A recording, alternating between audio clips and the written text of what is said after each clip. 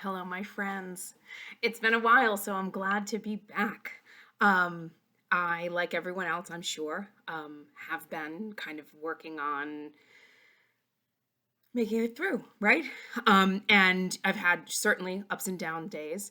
Um, and this week, I've been thinking about how hard we're all trying.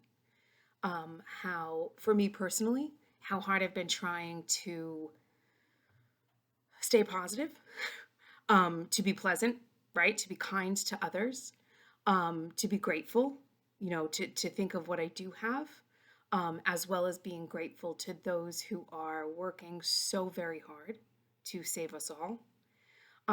And just a lot of doing, a lot of distracting, a lot of just kind of activity. And it's becoming a little bit overwhelming in some ways to kind of, I'm trying to be hopeful, I'm trying to be grateful, I'm trying to, and it's just a lot of trying and trying and trying and trying. And then I had the wonderful experience this week of watching Deepak Chopra had posted something on LinkedIn. And so I clicked on it and watched him talk for about 20 minutes about attention and focus, as well as intention, and kind of the concerted effort to do something. And he mentioned something in there that just struck a chord with me that I had to share with you. So he talked also about quiet mind and giving ourselves the space and time for quiet mind. And that got me thinking about setting aside that time and how to set aside that time, I guess, and what we can do or what I can do to find more quiet time. And I the other day I lit a candle and I was looking at that candle and thought that was actually a decent place for me to put my attention in an effort to quiet my mind in a way that didn't feel so deliberate. Like sometimes mindfulness meditation can feel deliberate. This felt a little bit more forgiving, a little bit easier on myself.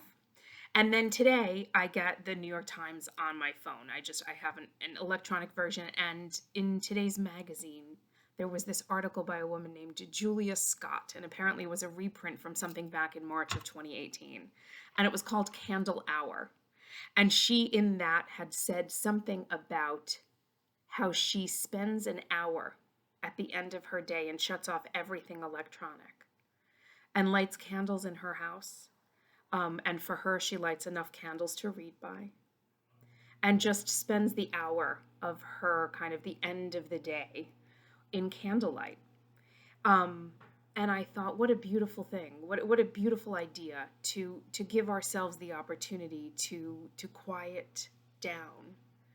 And again, in a gentle way, right? Like I don't want to try to look at candles. I don't want to try to light candles. I want to surrender to quiet and be okay with that quiet and give myself that space. And and I'm thinking about just all of us, just how much activity, and if there's a way that we can quiet ourselves, um, even if just for a moment. I don't think I could do an hour of candle time. I would love to be able to, and so I'll give it a shot. But I think, if there are ways that we can find to quiet ourselves this week, just nuggets of it, 2 minutes, 3 minutes, 5 minutes. Again, I think not trying, not deliberate, not as an antidote for something, right? But sort of surrendering and giving it to ourselves in this gentle way that's a gift of quiet. So that's it. That's a simple request from me to you this week, from me to me this week, to try to just find some time for quieting of the mind in a gentle way that is a gift to myself. So I wish that for you this week. Stay healthy, stay safe. Please wash your hands. I know that we have a lot going on in terms of self-protection as well as protecting those around us. And so let's do that. Let's stay inside as much as we can over the coming weeks. I understand that's going to be a very important thing for all of us. And just find a little bit of quiet maybe. And I wish that for you. So please take care of yourself. And hopefully I'll be back soon.